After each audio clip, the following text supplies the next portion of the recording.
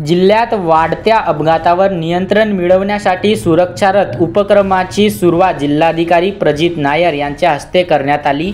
उपप्रादेशिक परिवहन कार्यालयाचे वतीने राबविण्यात आलेल्या या उपक्रमाद्वारे संपूर्ण जिल्ह्यात जनजागृती केली जाणार आहे। हेल्मेट, सीट बेल्टचा वापर, मद्यधुंद अवस्थेत वाहन न चालविणे अशा संदेशांचा प्रसार ऑडिओ व्हिज्युअलच्या माध्यमातून शाळा, महाविद्यालये, बाजारपेठ व सार्वजनिक ठिकाणी करण्यात येणार आहे। या उपक्रमामुळे अपघातांचे प्रमाण निश्चित कमी होईल असा विश्वास जिल्हाधिकारी प्रजित नायर आणि परिवहन अधिकारी राजेंद्र केशरकर यांनी व्यक्त केला आहे। आज आरटीओ ऑफिसकडे एक चित्ररथ आहेत, त्याचा लोकार्पण सोहळा होता आणि तसेच एक इथे हॉल आहेत, त्याचा वास्तू निर्मिती केला होता डीपीसीचं फंडमधून, त्याचंसुद्धा उद्घाटन आज करण्यात आलेलं आहे। रस्ता सुरक्षेसाठी लोकांमध्ये जनजागृती निर्माण करण्यासाठी या दोघं वस्तू आज याचं उद्घाटन करण्यात आलेलं आहे आणि याच्यामध्ये नक्की आपल्या जिल्ह्यामध्ये जे रस्त्यामध्ये होणाऱ्या अपघातामुळे जे मृत्यू आहेत ते कमी करण्यामध्ये याचं नक्की कॉन्ट्रीब्युशन असणार आहे।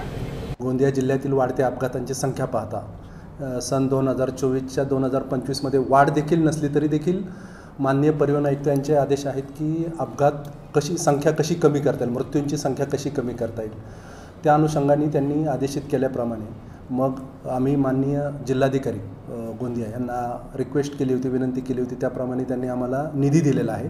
त्या निधीअंतर्गत मग हे चित्ररथ किंवा सुरक्षा रथ म्हणता येईल, रस्ता सुरक्षा रथ तो आम्ही बनवला। त्याच्यामध्ये छानसं सगळ्या व्हिडिओ क्लिप्स आहेत ज्या की माणसांच्या मनाला भावतात आणि मग त्यानंतर अपघात होण्यापासून परावृत्त होतो माणूस म्हणता येईल, किंवा नियम पालनासाठी त्यांना परावृत्त केलं जातं।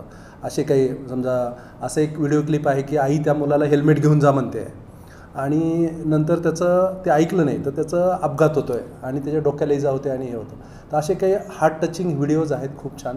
त्याच्यामध्ये मग ते गावोगावी जाऊन मुलांना, वृद्धांना, सगळ्यांना जे काही लायसन्स करता येतात कॅम्पला त्यांना देखील हे सगळ्यांना दाखवले जातात।